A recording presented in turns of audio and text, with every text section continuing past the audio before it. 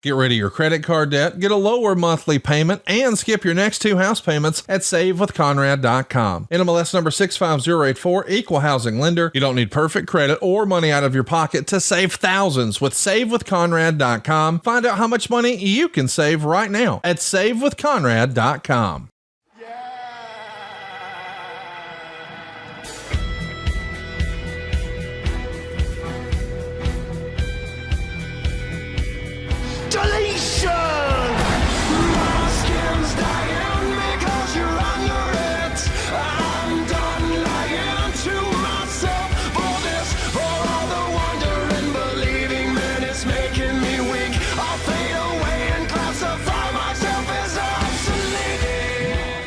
Words are about to be spoken here on the Extreme Life of Matt Hardy, presented to you by the Ad Free Shows Network and Podcast Heat. I, of course, am John Alba. That man right there. That's the broken one, woken one, spoken one himself, Mr. Matt Hardy, via satellite at the Hardy compound. What's up, man? I am here. I am at the Hardy compound on a Tuesday evening. I am flying into Toronto tomorrow to travel to Hamilton for a huge episode of AEW Dynamite and AEW Rampage. Yeah, man, that's brutal what happened to Jeff. Saw that. That was not ideal, man. Yeah, that the roll of coins, it dislocated his jaw. They thought it may have been broken, but it was dislocated, so it's only looking like a couple weeks. So yeah, it is what it is. It's pro wrestling. You know, it's not ballet, as they say. It's not. But I think this is a good opportunity, man. I mean, think about the stars aligning here. Ethan Page, he realizes he's got to step it up. He's in Canada. I feel like there's a chance to mend some fences. He's in his hometown. He's in his hometown. I feel like there's a chance to really mend some fences here and be very productive member of society for Ethan Page. Agreed. He has a chance to do the right thing. He has a chance to drop the ego and embrace what's around him. He's got some people around him that really want to see him succeed, in myself and in Zay. And I really hope he rises to the occasion. We have a great episode ahead of Ask Matt Anything. We got a ton of questions, as we always do. But before we can get to that, Matt Hardy, we got some big news for everyone this week. If you haven't heard, this is the place to be. July 18th. It's a Tuesday night, the night before AEW comes to the TD Garden in Boston. Matt Hardy and I are taking Kowloon, the legendary Chinese restaurant and pro wrestling mecca here in the United States, for a live edition of the Extreme Life of Matt Hardy. Tickets are on sale now. You go to MattHardyLive.com and you scroll through the Kowloon events, the entertainment and merch page, and you find the Extreme Life of Matt Hardy tickets, or you can call 781-233-0077. That's 781-233-0077 for a night you do not want to miss. Matt, when you called me and told me that we were going to be doing this, I got so freaking excited for a lot of reasons, but especially because we're going to be doing this at the legendary, iconic Kowloon. Yeah, I mean, Kowloon has been the spot since I started in the business. I remember being young back in 1998, and once I was started full time on the road with WWE, if you went to Boston, you went to Kowloon. That's just how it worked. And they took great care of WWE guys. They took care of WCW guys, and they love professional wrestling. That's what's great about Kowloon. They love pro wrestling. And Andy, the guy who is the manager, who runs the joint, he's been a great friend of mine for many, many years.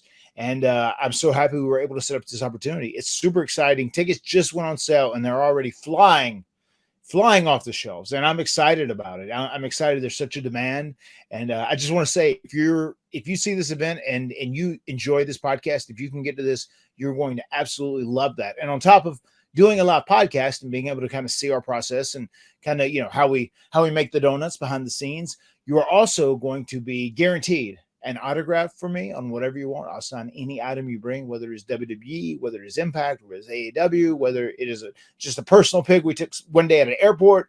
And I will also take a photo with everyone. And then I just can't wait to kind of shoot the breeze, talk shop with each and every one of you. I love talking wrestling with wrestling fans. The VIP packages are really the top sellers for this event because the value is insane. $100 for priority seating. You get to come in early, which means you get a chance to order food as well before everyone else even gets a chance to come in. You get a chance to, as Matt said, you get to meet him, chat him up. You get to get a signed autograph. You get to take a picture with Matt. If you want to take a picture with me, I don't know why you would, but I'll do it. I don't care. I'll do anything for cash. It's cool. It'll be great. The VIP packages are so worth it. If not, we'd still love to see you. General admission tickets for $40. And then, Matt, afterwards, this is the first time we're actually revealing these details, but we're going to stay a little bit later as well for anyone who wants to purchase some additional merchandise or pictures. But it is going to cost you a little more. That's why these VIP packages really going to be worth the best value for you. Yes. Yes, indeed. And I'm going to give someone a very strategic tip right now. I'm going to give them a little insight into the autograph world, and my promoter / agent is going to hate that I said this. Whenever I do signings, typically out on the road, if someone brings up an action figure, it's always, depending on the value of the action figure, like $80 to $100 to get it signed. It's more valuable because those obviously sell for a lot more because he knows all the collectibles in and out. So if you do get a VIP package and you bring an action figure, I will happily sign it for you. And that's what it would cost you if you just came to a con and got it from me. So it's quite a deal. You see that, you get a picture, and you get to see the podcast in action. Hell yeah, absolutely. MattHardyLive.com, or you can go to the Kowloon website and go on the calendar, and you'll see the event there. Again, July 18th. The show is at 8. VIP will be able to enter the venue at 6 p.m. Chat it up with your fellow wrestling fans. Chat it up with us. And you never know. Could be some surprises. Could be a blast. It will be a blast. I promise you that. And then AEW is in town the next day, so stick around. See Dynamite. Rumor has it, based on Sean Ross Sapp's report, that could be a pretty big episode of Dynamite, Matt. So I'm looking forward to that week. No doubt about it. Get your tickets right now. MattHardyLive.com, 781-233-0077. Anything else you want to add on this, Matt? I was also going to say that besides just being extremely excited about returning to Kowloon's, I mean, I'm excited to be appearing there and doing the podcast with you there, but I'm excited to eat a Kowloon's meal that night. Yes, it's gonna be my official cheat night. I'm gonna say that right now. Hell yeah. And I do want to say, being in the TD Garden is a big deal for AEW, because this is the first time we're running this building, and it's typically a WWE building. And I think it's another step in growth for AEW. And I'm very happy to hear it. Yeah, that's the same venue that the 2003 Royal Rumble was held in, which is an episode that is available in our archives, extremehardy.com. So go ahead and check that out as well. I believe we got a little run in there, huh? We got some sort of run in, yes. You never know. You never know. That's my favorite part about taping at the Hardy compound. You truly never know. You got the nice black headphones now, so we're upgrading the home office a little bit.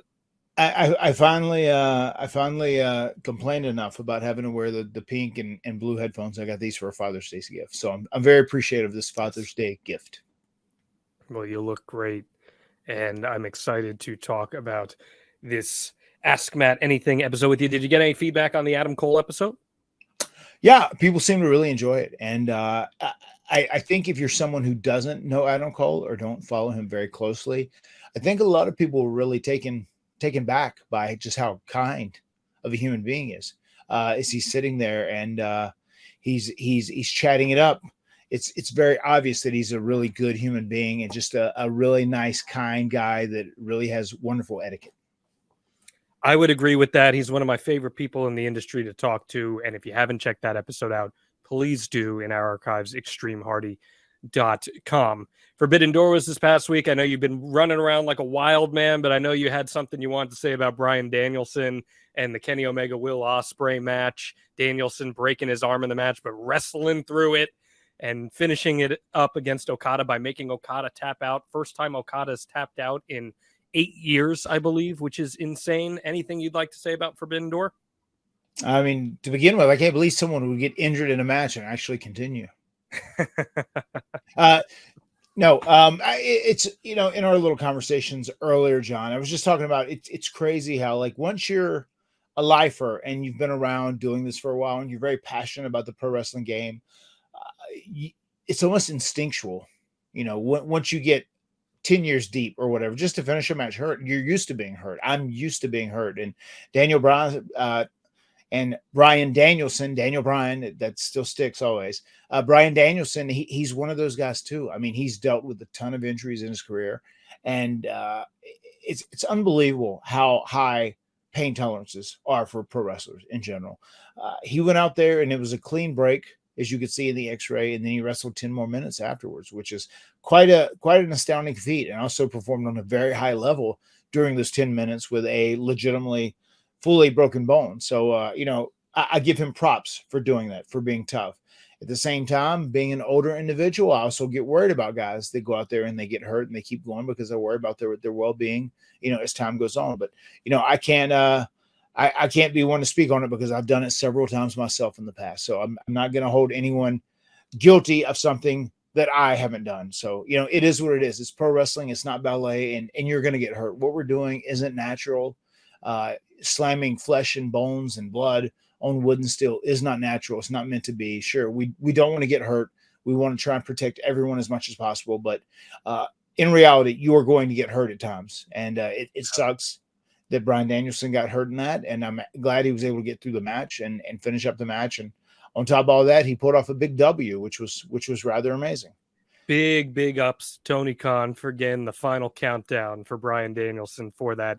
Danielson apparently didn't even know, and he heard it, and he hadn't listened to the song since 2009. It was his old indie entrance, and that's kind of where he really made his name with the final countdown. So him coming out to that and having 20,000 fans screaming it back at you, I think that's so cool, and it made for such an amazing moment. And then Ospreay Omega, they went to war, Matt. It was a little controversial, some of the intensity and the physicality that we saw from it, but these two delivered an all-timer. Anything you'd like to say about either of those two guys? I haven't seen the match back. I've only heard, I've heard people ranting and raving about it, and I have no doubt, knowing those two guys, Kenny Omega, absolutely unreal. Will Ospreay, absolutely phenomenal.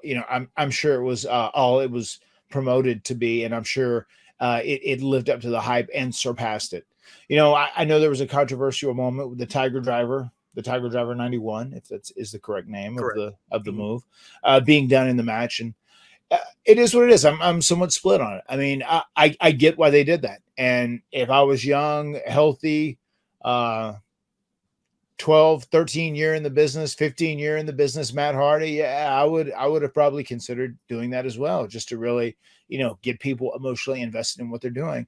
But being a little older now, being a little more beat up and having responsibilities in the real world of a gaggle of children, I probably wouldn't have, so I don't blame them for doing it. It just isn't a personal decision I would have probably made.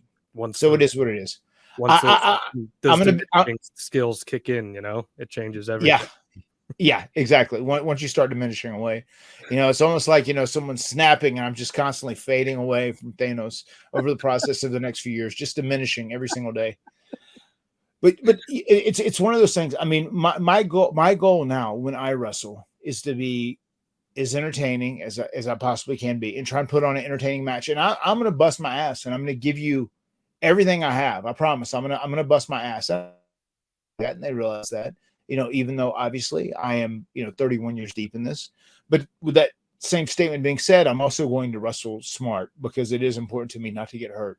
Not only just for my wrestling career, because my body is a little beat up after all these years of doing this, but also I have priorities outside of the ring as well.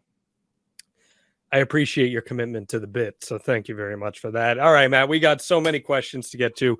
It is Ask Matt Anything. But before we can hit them, please hit us with that Matt Fact. Matt Fact, Matt has finally partaken in laser tag. Yeah, I heard that was a big thing this past weekend for you. Yeah, it was it was a big thing. And it was also Jeff's first time playing laser tag as well. Neither one of us had ever played. So basically the boys, as opposed to having a mega party, as we have branded it the last couple of years, where they both celebrate in between their birthdays, where Wolfie's birthday is on June 8th, Maxwell's is on June 23rd. They usually have a mega party in the middle, but they went to Disney this year, and it was really close to Wolfie's birthday. So Wolfie kept going for weeks, and Wolfie's also a very he's also like a very talkative, and he really cares, and things are important to him. He's very much in his feels at certain points in time. He's like, it was just the greatest time ever. It was the greatest birthday ever. Thank you so much, Mama. I hope you're doing good today, Dada. Thank you for giving us such a great birthday. And Maxwell's birthday was a couple weeks later. So we said, what do you want to do for your birthday? And we'll do it. So he wanted to play laser tag, and that was it. So Rebby found a place that had laser tag. There was also an arcade there. There was mini golf, crazy golf, putt-putt. There was batting cages. Cool. There was also go-karts. So we had his birthday party there. And, like my brother was there, his kids, his wife, their closest friends, my wife's friends, just close family friends and their kids. So it was probably, around 30 people that were there all together. And Maxwell's biggest thing was playing laser tag, right? So we did that first. So we were sitting back, and Max was like, hey, and he's talking to me and Jeff. He's like, hey, so are you guys good at laser tag? Can we be on the same team since it's my birthday? I said, sure. Yeah, we can be on the same team because we played teams. And I said, but I've never played. I said, this is all new to me. I said, I don't know anything about it. So we figured it up, and it was like 8-on-8. I want to say on the opposing team was Rebby and Barty and Wolfie and other family and friends and whatnot. And then it was myself, Jeff, and Maxwell. We were the Hardy Boys representation on that team. We were Team Blue. They were Team Green, and Team Blue won pretty dominantly, by the way. How'd that go over with Mama? She's all right with it. She was just trying to get content in there. Are you kidding me? I feel like if Brother Nero put all the face paint on, he'd glow up in the dark there, and it'd look real cool. Their hair, Barty's hair glowed. Nice. Wolfie's hair glowed. Maxwell had a little light up jacket that she got him, especially for the laser tag deal, and then she actually put in some like a braid extension of nice. Glowing hair as well. So nice. They all glowed a little bit. Very cool. Well, we got a ton of questions, Matt, and we're going to get to them right now. Let's do it. Pat Pitts, who told me he's going to be in attendance at our live show at Kowloon. Yes. Do you think A1 or honey mustard would taste better on a pizza as a replacement to red sauce? I have many thoughts on this, but I would love to hear yours, Matt, please. Sure. I would love for you to share yours after I share mine. Of course. Pat Pitts, we can't wait to see you. And at Kowloon's, can't wait to see you at the gig, the live taping of the Extreme Life of Matt Hardy podcast. Someone is coming in right now, and I'm going to answer this question. Uh-oh, Barty, you better get out of here. She's gonna get mad because you don't have on clothes. You need to open up a little. There you go. What is that? Bubbly? There we go. Yeah, he's just drinking a beer. There you go, buddy. You get him that Steve Weiser. It's old Barty Weiser. Is that for Mama? Okay. All right. Well, enjoy your carbonated water. All right.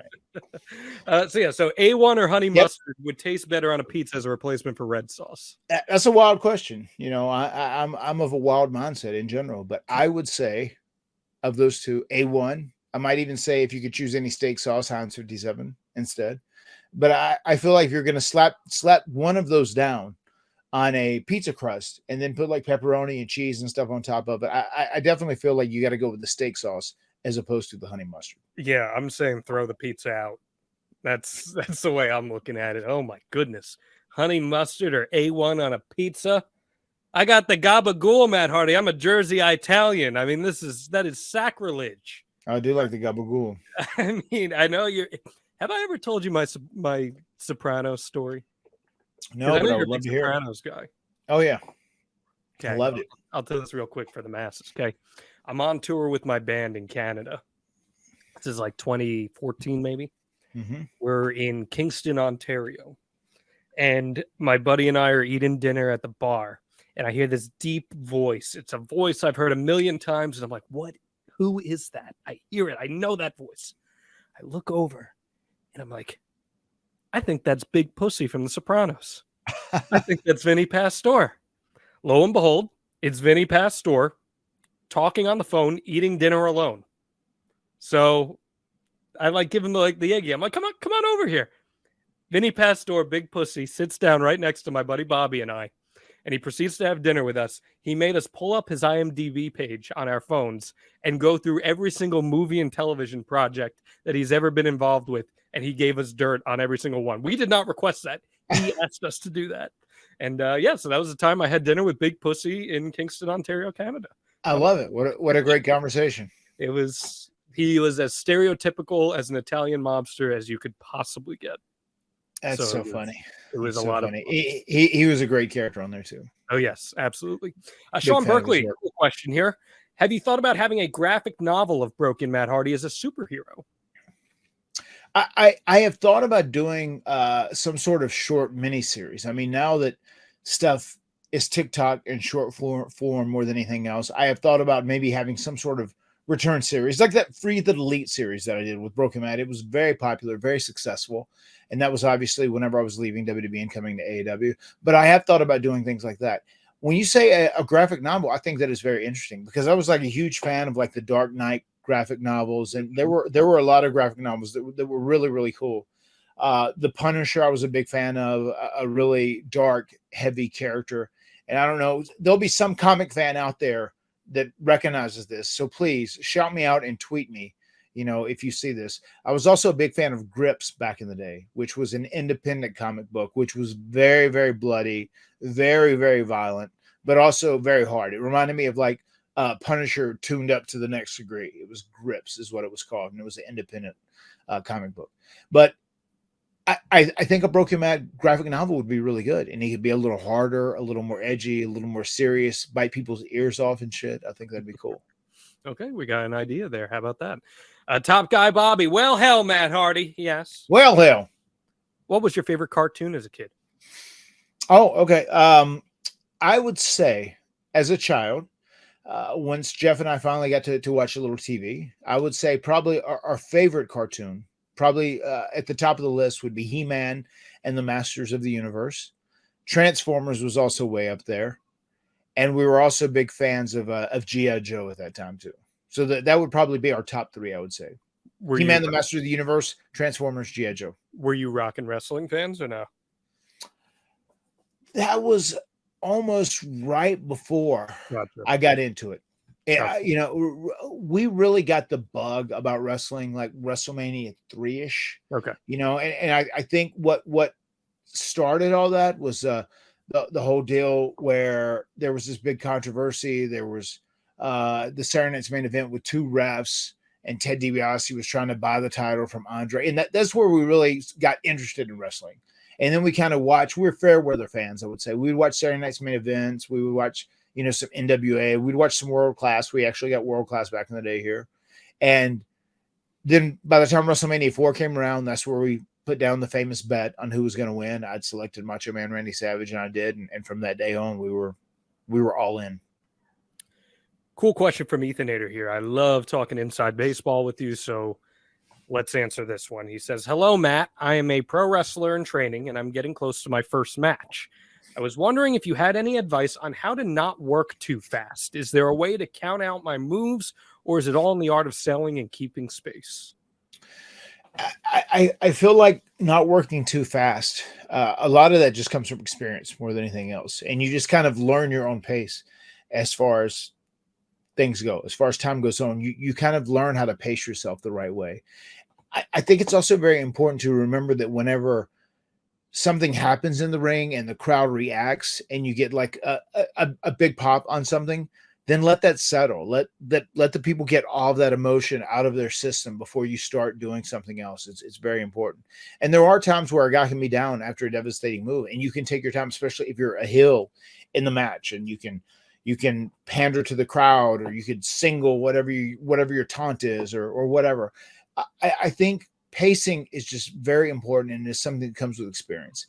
I think in the very beginning, if you think you're going too slow, you can probably go a little bit slower. That's what I would say right from the jump, because it's fine. Like, especially if you're doing an indie event, you're working on a smaller level. You're not on like an AEW or WWE platform.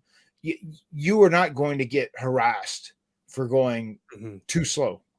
Just whatever you do is solid. And also the little things in between, whenever you're down on the ground, whenever you're selling, that stuff is very, very important. Whenever you're up as a babyface and you do bust the heel's ass, it's very important to fire up or sell or react to that. Let people see that you are, exuding with confidence. you just said the one thing, because I do some coaching and working at the Monster Factory, and the one thing I always in Gorilla after matches, I'm always, especially with baby faces, emote. That is always the biggest thing. Emote. Make sure that you are projecting something out there. And I feel like too, if you do emote properly, that will kind of slow you down naturally because you're making sure you're consciously taking the time to do that. And I think you're right. Not that I've worked a ton of matches, but I've certainly watched a lot. And I know that that is always the number one critique I always hear from coaches: slow down, slow down, slow down. And that's great advice there, Matt. And hopefully, Ethanator, good luck with you. Maybe one day when Matt's doing his Ricky Morton run 20 years from now, you'll be working him on an indie show, and you'll be able to tell him all about that. There you have it. And also I can tell you just from experience recently, I mean, especially when I first started with Private Party, I just slowed down was something I repeated over and over and over with them. And like Isaiah now has really got a good grasp on how he's slowed down, and he's really put a lot of emphasis and thought on his emoting and his character. He realized the persona is very, very important. And there's times where he'll, stop because some event happens. Some of the stuff myself, him, and Ethan were doing together whenever Ethan was the bad guy and we had issues with him, where Isaiah hit a finishing move and he'd say, okay, now tag me in. And the way he would just stop and turn his head and look at him and stare. And you get that few seconds like, are you serious? Are you real? And he slowly goes to him because, that's a moment where the crowd, they're not sure what's going to happen. And there's anticipation. And then you allow it, to fester and build up. Then eventually he turns around and he went to tag him, and then he put his hand underneath and Ethan had to tag him. And that's something he did on his own, but that was a perfect touch because that is what someone in his position would have done. Let's go to Bob here. Kind of tying together, piggybacking off this. He says, #Ask Matt, would you ever consider letting John Alba manage you in a one-off appearance match, maybe at Limitless Wrestling or the Monster Factory sometime? Yeah, I could see that happening on some occasion. I mean, that fits. We have a little backstory now that we have the podcast. Yeah. We do. So yeah, that'd been interesting. That's a scenario I think I could possibly see happening somewhere down the road. Yeah. Maybe WrestleCade. There's an option. Yeah. I'll tell you what, Matt, I'm not going to lie to you. While it would be a dream to manage you, I think it'd be even more of a dream to manage against you. Right. That would work as well. I don't know. I've just, knowing my history in rings, typically what goes around comes around. And maybe if I end up eating a twist of fate at some point, I think young John would be pretty cool with that. Just saying, hypothetically. There you have it. Jared Thompson wants to know worst receipt you've ever given and then worst receipt you've ever received. Oh boy. That's a hell of a question for sure. I mean, maybe it's probably not the worst receipt. I've never really given someone a receipt in all actuality. I was just going to say, there's been times where I've realized I've had to fight back. There was a time when we were working with the Acolytes, the APA, and they were beating the shit out of us. They dropped the title to us, and we were the tag team champs, and we worked a couple times after that, and I'm like, holy shit! I remember telling Jeff, like, they can have these titles back. Like we're in the record books. I'm good. I'm good. And then there was one point where I told Jeff, like, I don't know how much longer I can take this. Like, this is like abusive. And then we were in there, and Bradshaw beat me down in the corner. I remember turning around and I hit him as hard as I could in the face. And then the next thing I had was just a very soft. Ooh, wow. So it's one of those things that was one of those things where I just feel like the old timers, they just wanted to, there were some guys back in the day, and I think wrestling used to be like this a lot more, and it's changed over time. And it was changing when we were around, but there were still guys that had obviously worked back in the territories where guys would beat you up and take advantage of you until you didn't let them, until you like stood up for yourself. And I think it was kind of a case of that. Hypothetically speaking, what would Bradshaw might have said about you guys win the tag titles and having a receipt coming? That's a tapestry. That's what he would say about us winning the tag titles. And then if he'd said, as far as us having a receipt coming, he said, couldn't happen to a couple of better guys. You guys won those in Fayetteville, right? We did, yes. So Christian wants to know favorite place to eat in Fayetteville. Okay, very interesting question for sure. Fayetteville, we have changed a lot to Raleigh now. A lot of Raleigh is taken over in many ways. Um, there's a couple places in Fayetteville. There's one of those. Oh my God, I can't even think of what the name of it is. We've only eaten there a couple times. Where they do the big, shrimp and scallops. They put it in the big thing. What do you call this? The brawls. Seafood boil. Yeah, a big seafood brawl, which Rebby loves that place. That's great. I dig it so much. There's a little sushi place that we like that is right by the GameStop that we've eaten at the last couple of times we've been there. That has been our new current favorite place. As far as like one single stabilized place, there's not any place that necessarily stands out that much. Okay. Sal wants to know what match, if any, gave you the most butterflies in your stomach. Oh, man. Maybe, thinking back, and it's hard to even like put myself back in my body at that time, but I was going to say, I just remember when we were going out for WrestleMania 16 that they said to us, like, don't worry about time. We know you guys are doing lots of crazy things. We know you're doing dangerous stuff. Take your time, take all the time you want. You got all the time you need. Don't rush at all. And we're like, whoa, hold up.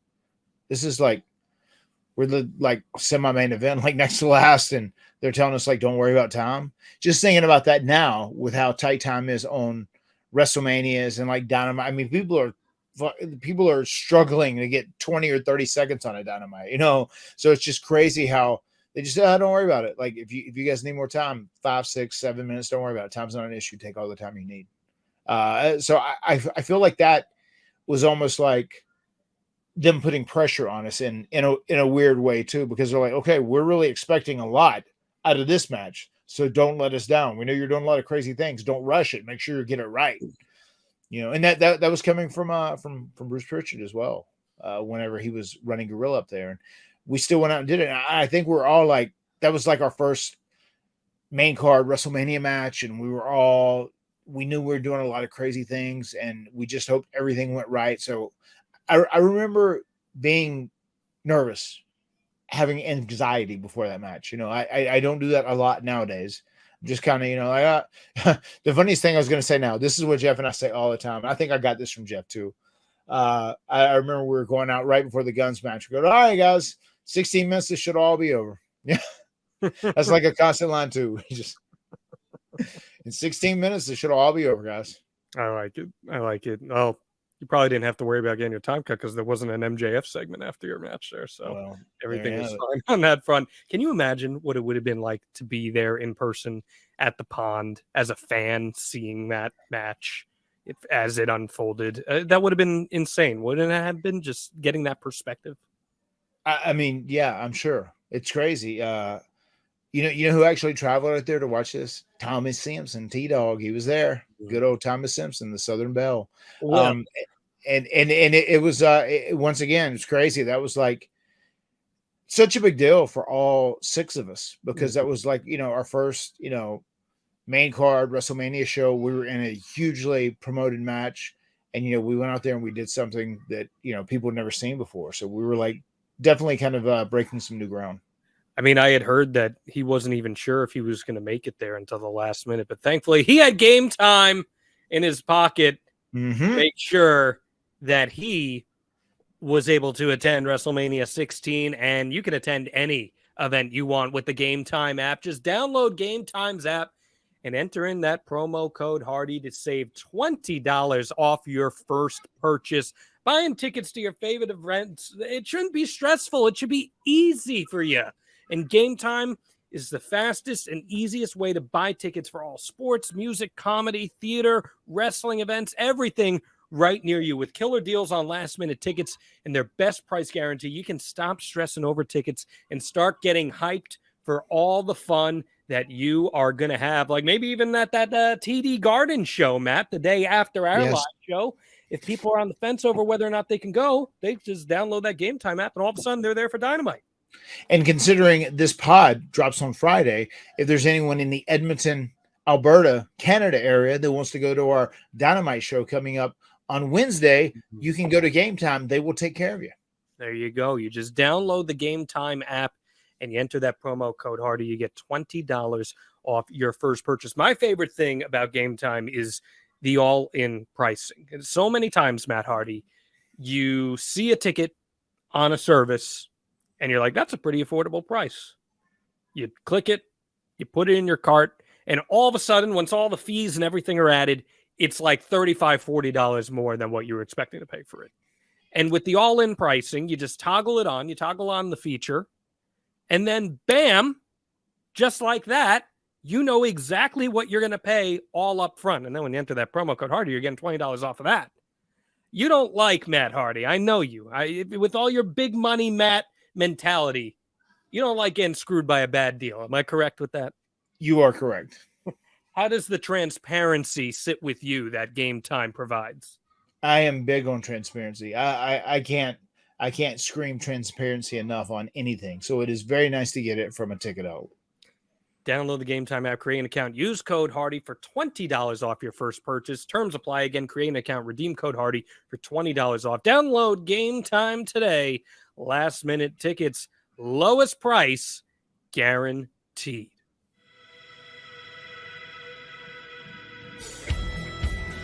What's up, everyone? Super excited to be making this announcement. On Tuesday, July the 18th, 2023, the Extreme Life of Matt Hardy podcast is officially going on tour. Sure, we've done stage shows at conventions in the past, but this is our first ever live show where it's all about the Extreme Life podcast.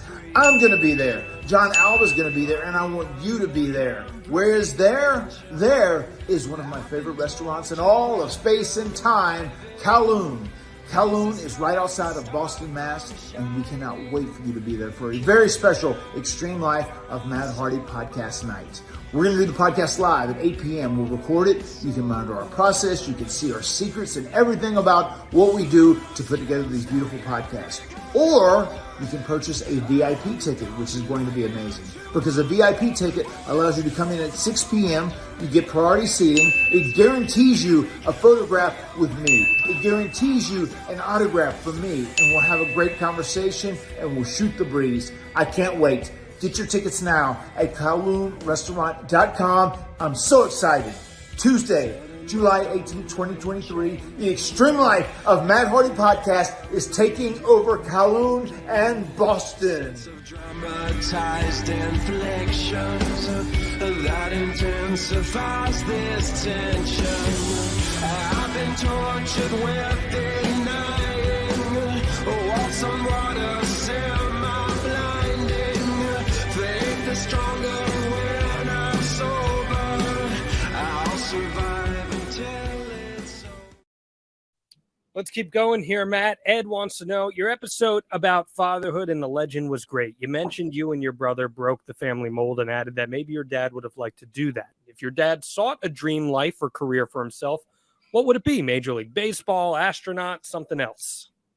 Oh, without a doubt, my dad would have been a country music singer. He would have been a country music star. He would have wanted to put out 7 or 8 different albums. He would have wanted to play at Austin City Limits. He would have wanted to play it out in Nashville. Yeah, he would have wanted to be a big country music star. Did he play any instruments?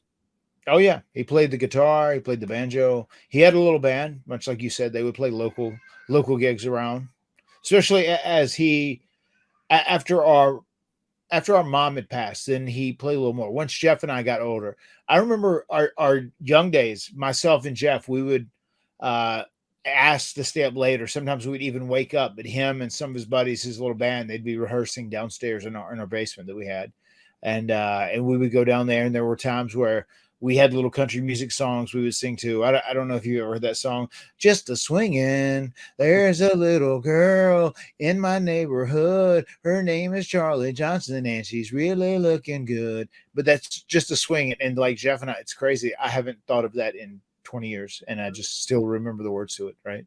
And we would sing that song, Just a Swingin'. Someone will look that up. You can see it. It's an old-ass country song. Is that where Jeff picked up his love for music? Maybe. I mean, I could see that. That would definitely that definitely is viable. I love to hear that. He would love to when he was a little older and our dad was down there like picking and grinning is what what our dad would call it. He said, "Yeah, we're just gonna be doing a little picking and grinning." Jeff would go down there and like start strumming on the guitar with him a little bit, try and mess around with it. So yeah, I could definitely see that. Austin asks, "What's your opinion on the Motor City Machine Guns, Alex Shelley and Chris Sabin?" Uh-oh. You got to run it. I don't have clothes on. Yes. All right. What I'm gonna put on clothes on soon though. you gonna put on clothes? Oh boy, you're all tatted up. You got a new tat. Buddy handed me. Barty hurted you? Yes, he put it this way, and then he drew it to here. Barty hurted him. And then I have to go here. And then I had it a little here. So I thought All right, well, go put on clothes. You know Mama's rules, dude. Can't come in here naked. We have some standards here. There's some decency. That was a Wolfie Hardy running. That was a Woofy Hardy run in. So I had you could see the very end of it. Like Woofy begged for days to put a tattoo on me. He wanted to just get some tattoos, and my wife ordered him some of those little deals that you like stick on, you put water over, those little temporary tattoos or whatever, and he just started tatting up everybody. He's got a sleeve and everything now. Oh, he's got a sleeve. He just came in, he got a chest piece, he's got all kinds of stuff going on. Yeah. He says, "Look," he said, "Look, Tio." He said, "You like my tats?" He said, "You like my tattoos?" I was gonna say, did you clear that with merchandise so they can make sure that the next action figure has all the appropriate tattoos and everything?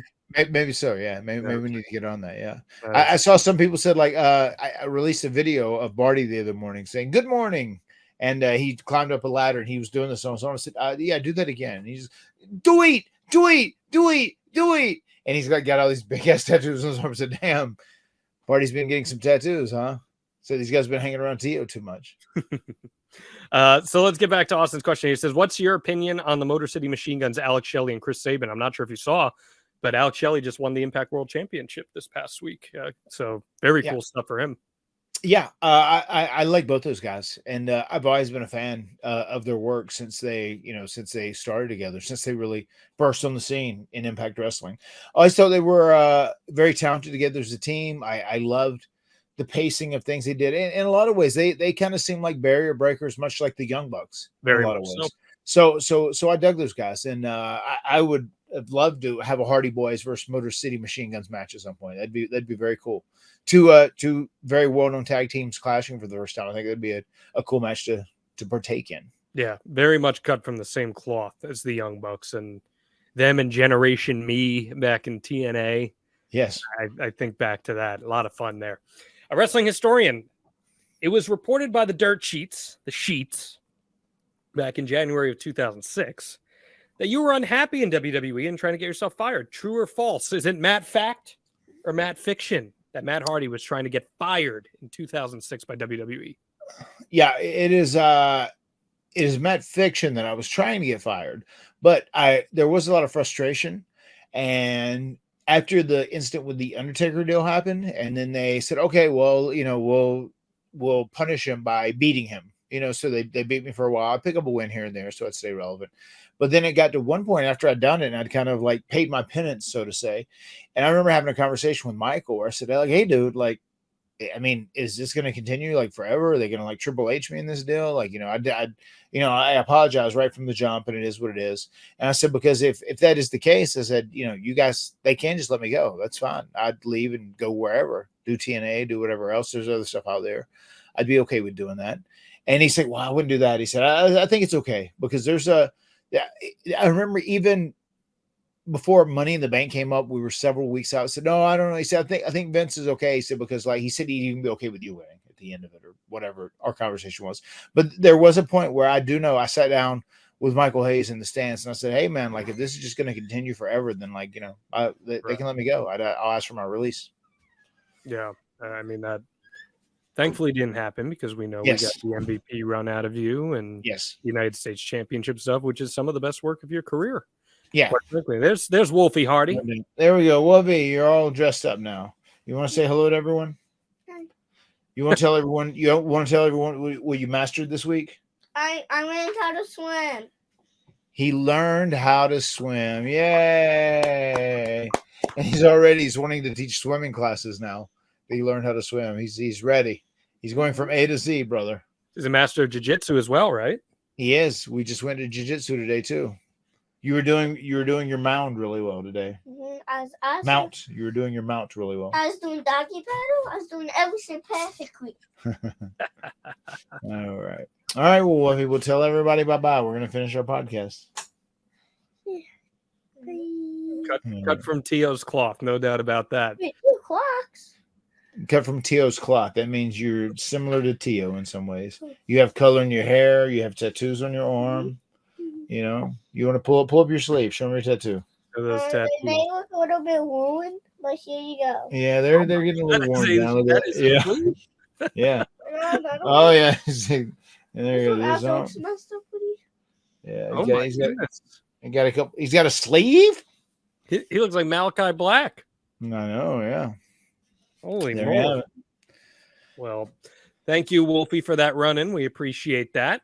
Thank you, Wolfie. We've got Wolfie and Barty out of the way thus far. The only 2 more to go. Potentially 3.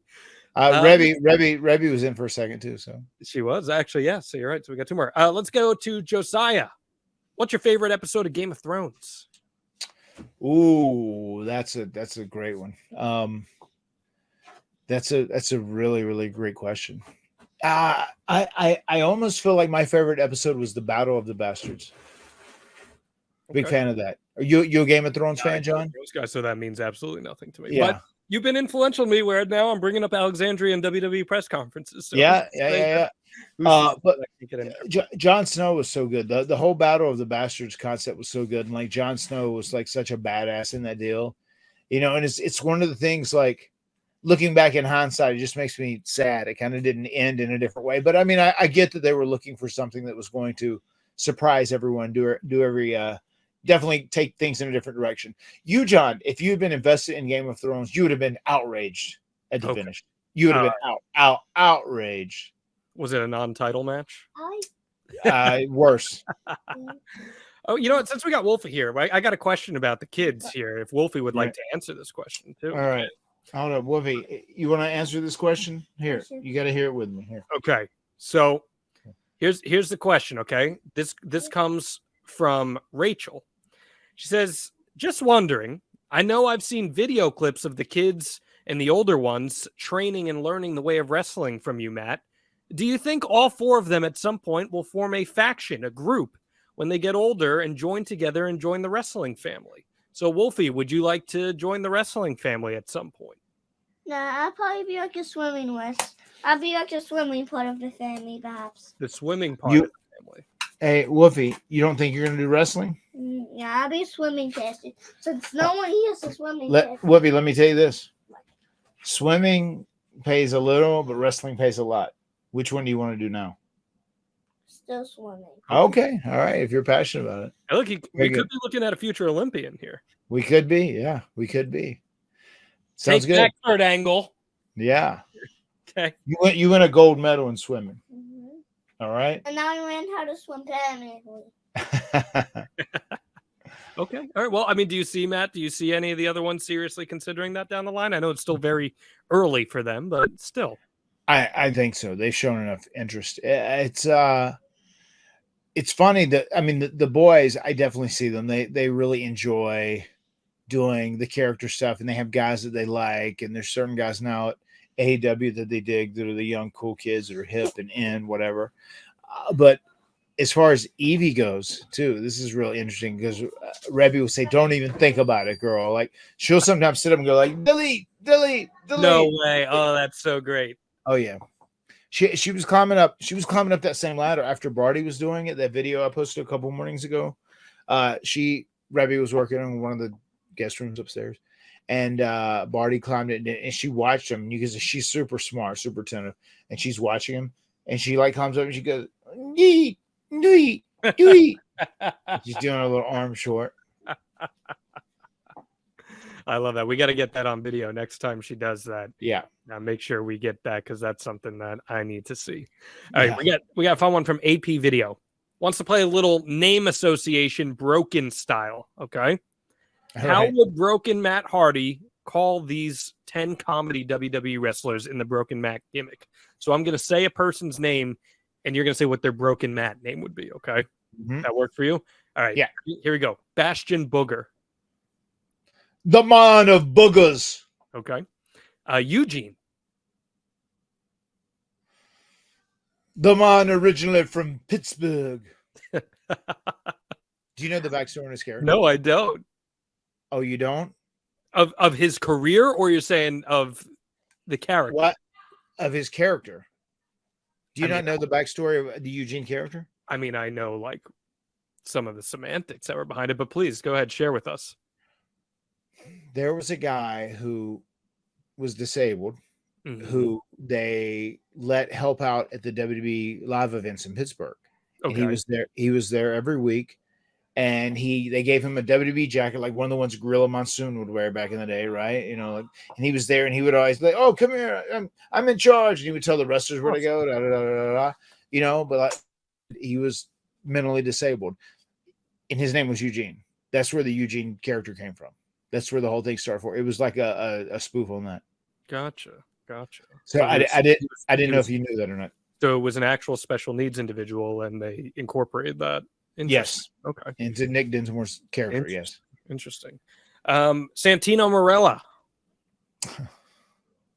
The Cobra Man. Cobra Man. Okay. I like that. I could also see Broken Matt not even changing his name and just emphasizing Santino, you know, just Oh, yeah. in the Santino Marella. I can see that. All right, the Hurricane. Oh, the hero that is Super old. More than anything. Our Truth. the truth that awe. Hornswoggle, your boy. The most dense short man on the planet. No Way Jose. The Jose in which there is no way. That's good. I like that. The Brooklyn Brawler. The brawler from Brooklyn. The Goon. I would probably say the brawler from the borough of Brooklyn. There you go. I like that. The Goon. The man that got cut from the hockey squad. And the last one, Doink the Clown.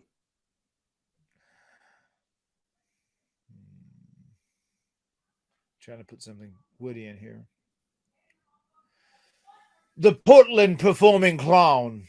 Oh, okay. I like it. Lane wants to know, what is your go-to gym song? Oh boy, that changes a lot. It changes pretty often.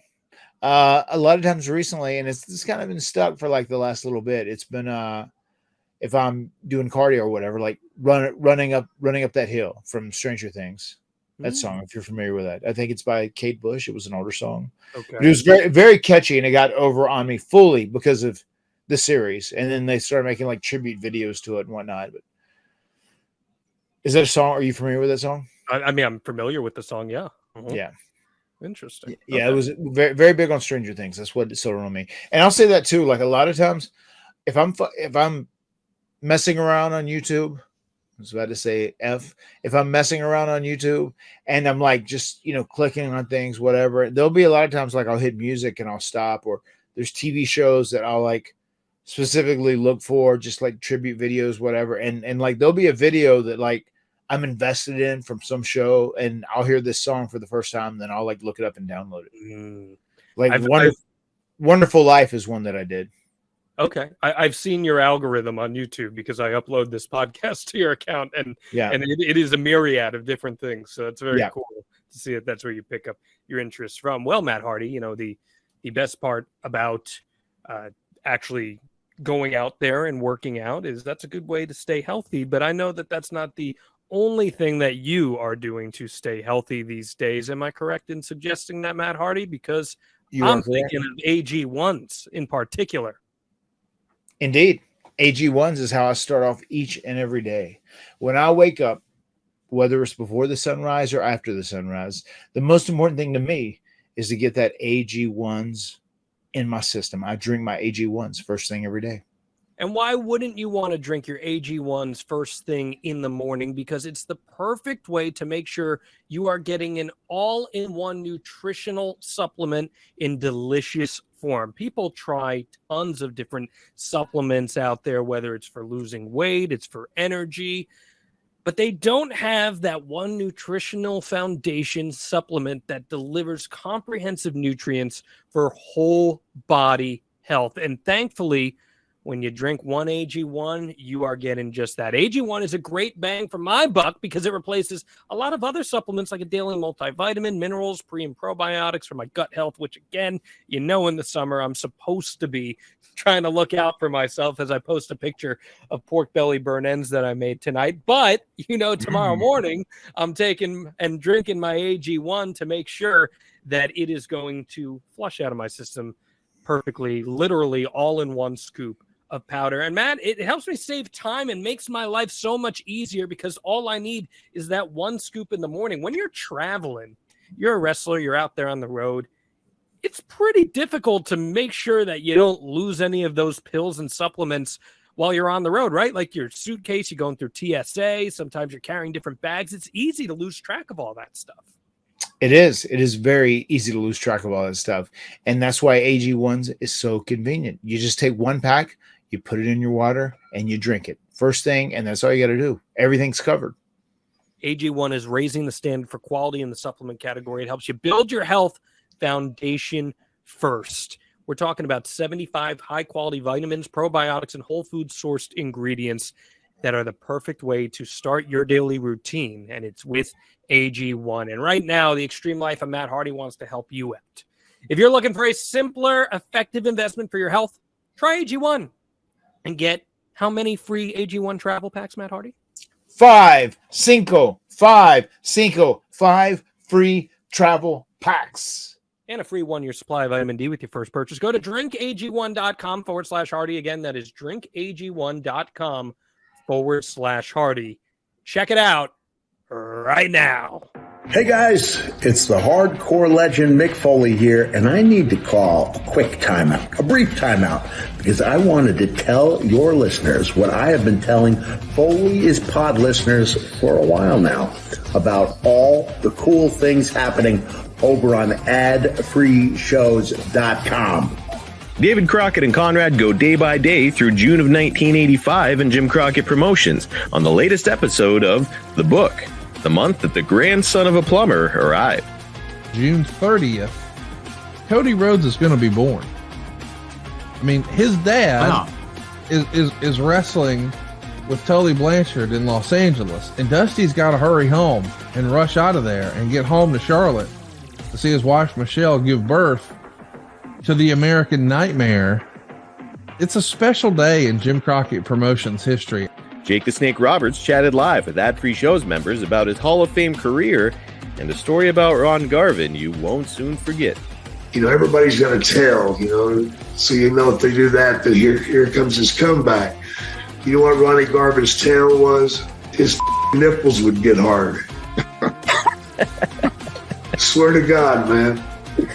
His nipples would get rock hard. When his nipples got rock hard, man, he was coming to his feet and he's going to beat your ass. Just a small taste, a sampling, if you will, of what we have waiting for you, with 4 levels to choose from. 4.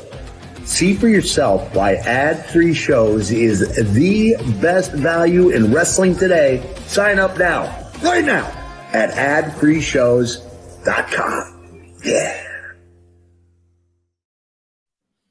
Okay, we got Steve. Any plans for an Omega reunion? My brother Jeff and I, the Duff brothers, used to burn up the road from Kentucky to watch you guys. Some of my best memories with my brother before he passed.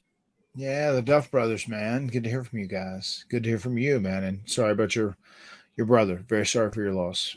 I don't think in the immediate future there's any talks of being an Omega return show or an Omega reunion.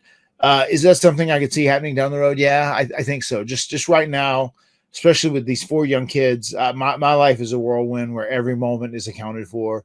And on top of my AEW gig, we still try and do some bookings on the weekends too. Cons more than anything else now. Jeff isn't wrestling on indies. He's only doing signings as of right now. So yeah, it's a lot of work, you know, and I feel like if we were going to do one of those things, we were going to try and do it right. And I just don't physically have the time to be able to do it and do it right currently. We're going to be doing some live shows now, too, like the one we got coming up at Kowloon. Pick up your tickets now, MattHardyLive.com. And speaking of live shows, we did an Omega reunion show, which is available in our archives right now. So if you haven't listened to that Omega reunion panel, that was one of my favorite things we did all of last year, Matt. And that was a great time, wasn't it? That was a great time. A lot of fun. Great to have you come down to Winston-Salem. You know, you're 100 miles from the Hardy compound, hang out in Winston-Salem a little bit. A good time was had by all. Absolutely. Tyler has a good one. I love you and Jeff, and I see he's doing better and so happy. How does it affect you when you see him relapse but bounce back, and how do you deal with it? I mean, you know, obviously, Jeff relapsing, having his issue, and also getting in a substantial amount of possible trouble sucked. It was rotten. It was terrible for several reasons. I mean, the first one being him and his health and his well-being, and just him being fine and healthy and a good human being and being Jeff Hardy. You know, he kind of lost that there again. And then on top of that, then it also affected me personally because we were connected to the hip wrestling. You know, obviously we were, you know, teaming as the Hardys, and our next few months were kind of like locked in, and we had planned out what we were going to be doing. So then it kind of threw that up, and I was in limbo. So it was very challenging for many ways. And I almost hate to say that second part because it's selfish, but it's also like a reality. But most importantly, I'm just glad that Jeff got his head screwed on straight. He got his priorities right, and he really worked hard on himself. And he did so much better this time around than the first time, because the first time he kind of went through this is when our dad was, you know, on his deathbed, and he only had so much time to live. So it was very hard for Jeff to fully focus on it, I'm sure, because like, you know, as Jeff has said many, many times before, this is public record many times over, that, you know, our dad was Jeff's hero. And that was a struggle for him. This time he really did the right thing, and he really committed himself, and he really worked hard to work on himself. And I can't tell you how proud I am of him for doing that and working so hard. He really put in the work, and he's really committed to what he's doing. And I was just going to say that I also am proud of him for like kind of half-ass putting his foot down, because he's a very kind, generous person who sometimes lets people take advantage of him, as you guys will probably see in that video by the guy who had a ton of photos, who was trying to get him to sign 20 photos at one time. But he's really, you know, like put his foot down. He's decided to be like aggressive in his sobriety as well. What's like aggressive? he's not going to overdo himself. He's not What's going to aggressive? overwork himself. I'll explain in a second with Gang. Okay. He's not going to overdo himself. He's not going to overwork himself. You know, and he doesn't want to wrestle. He said if he's going to be wrestling, it's going to be AEW event. So I'm very, very proud of him, you know, on that front, because he really has put his foot down, and he's like stood up for himself. And sometimes it's hard for him to do. Certainly so. Great answer there, Matt. We got a few more, and then we'll wrap things up here. Bryant, top guy, wants to know, in Matt's opinion, can you be successful in wrestling? Can you be successful in wrestling if you can't cut a promo? Say a person has all the ability to wow the crowds with their in-ring stuff, but always needs a manager to talk for them. Can that person succeed? I think in this day and age they can, because wrestling has changed so much. I feel like back in the day it was much more important to have a personality, and you had to really care emotionally about the performer that was the character in general. You had to kind of care about that person to really be invested in them. And I think now the wrestling fans have just changed a lot, where if someone can go out and they can do a kick-ass match, and they have, like, you know, I don't know if this is a real term, but if the internet's admitted it, you know, a high work rate, you know, if those guys can come out and put on a 5 or a 5-star match, as all these young kids talk about, I think people are excited in seeing them. Because I think in this day and age, if you would have taken Jerry Lynn from the WWE, who Jerry Lynn's actually a very funny guy, and he's very enjoyable. He got a great personality. But like Vince, I don't think Vince saw a lot of personality in him. It's like, there's really not a lot I can do with him. So he didn't do much with him. But if you had Jerry Lynn in his prime in the 2023 wrestling talent pool, it would be very different. Jerry Lynn would be one of the most over guys, Mhm. you know, on the entire show. And there's a few other guys I can think about that would kind of fall in that category as well. It's interesting you say that because now is an era where there's fewer managers than ever in wrestling in general. Mhm. You know, back then, Paul Bearer, Mr. Fuji, you know, you had Jimmy Hart. All these guys were essential to the packages, even though AEW does have a lot of managers. I will say that at this current time, they certainly do. Let's get this one from Trenton. Could we see you and Jeff working Ring of Honor and going after the tag titles held by the Lucha Brothers? I think that's a possibility. I think you could see that happening. I heard at one point, you know, maybe some buzz about having actual Blood Brothers all locked up in a match, which it's interesting because there are, you know, several sets of Blood Brothers in AEW. There's us, there's the Guns, there's the Bucks, and there's Penta Phoenix. So who knows? We'll see. We'll see what ends up happening. But yeah, I think another match with Penta Phoenix. We have wrestled them before, but I think that would be fun to do a little program with those guys. Specs asks, what was it like for you, Jeff, and Alita to dance with Rikishi on the July 13th, 2000 SmackDown? Jeff seemed to be having the time of his life. That Too Cool dance, Matt Hardy, that was one of the most over things on WWE programming at the time. What was it like getting down and dirty with Too Cool there? Yeah, that was fun, man. That was great fun, actually. I enjoyed it, but it was much more. Jeff was in his wheelhouse than I was, for sure. You know, dancing's not necessarily my gig. But Jeff did dig that, and he got the opportunity to go out there and shine a little bit. People who know the origins of Jeff, like his haircuts in the very beginning, came from Vanilla Ice.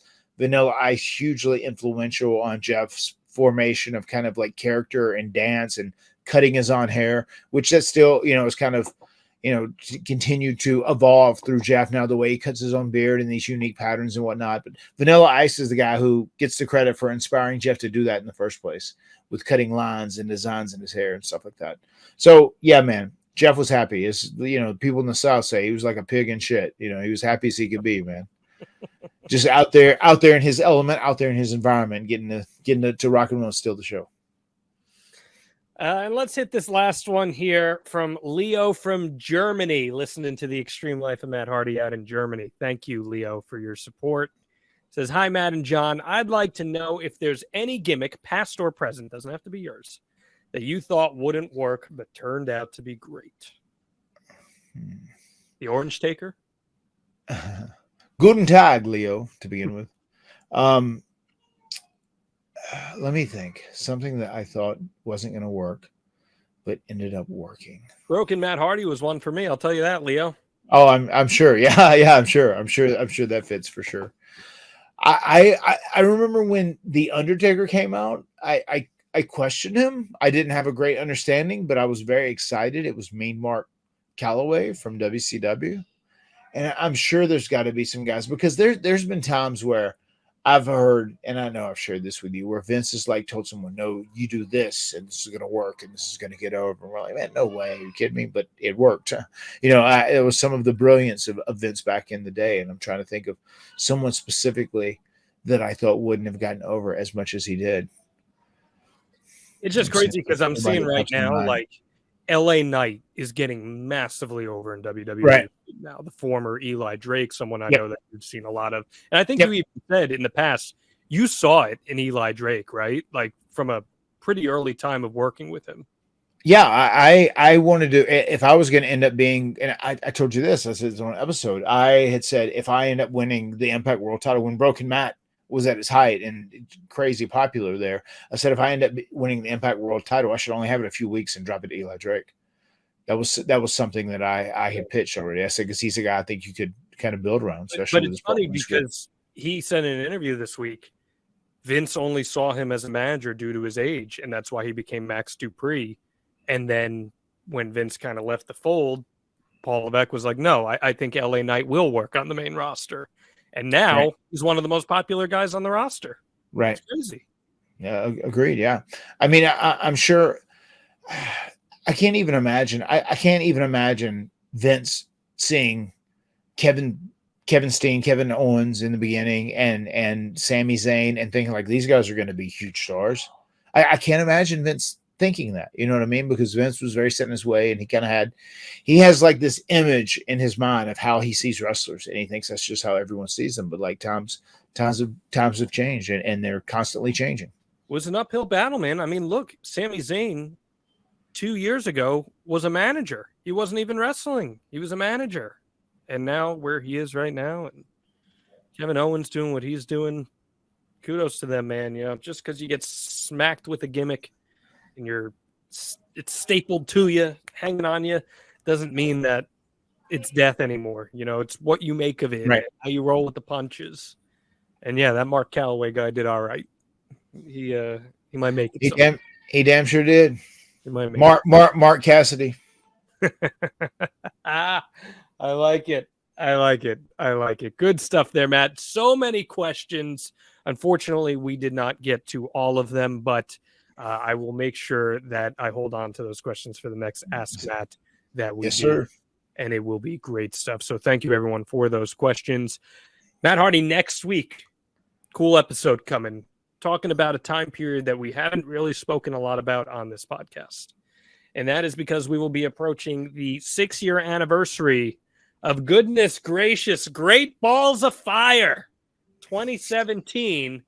It's Matt and Jeff Hardy against The Bar in a 30-minute Iron Man match. One of the most unique matches of your career against a team of two badasses. What can we expect in an episode like that? That was a fun match. And I got to tell you, the time, I remember why I was actively in the match. The time flew by a lot faster than I presumed it would. The time moved, and I was pretty happy with the end result as well. We will talk about the construction of an Iron Man match and your dealings with Cesaro and Sheamus. Now, Claudio and Sheamus should be great. Again, guys, cannot stress enough. We are coming to Kowloon in just 3 weeks, 2.5 weeks at the time this episode drops. MattHardyLive.com. Get your tickets. Just go to the events and merch section of the website and you will see it. GA $40, VIP $100. Gets you in early access plus an autograph, plus a picture, plus meet and greet with Matt Hardy.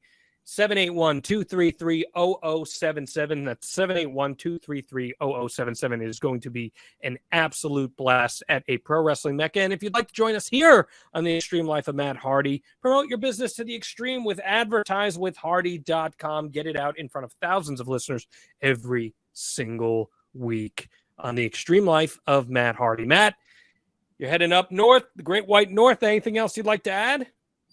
Very excited about next week, fella. It's going to be a great one, fella. I can't go. If you mention Sheamus, I've got to say fella. My man. Excited to be heading back to Canada. Canada's always treated me so good. We're going to be right outside of Toronto in Hamilton, Ontario, Canada, which is, I don't know if you know this or not, is when we made our official WWE contractual debut. Where we wrestled Kai and Tai, and we picked up our first big win on WWE television via pinfall, courtesy of Event Omega. You know what I have to say to that? Indeed.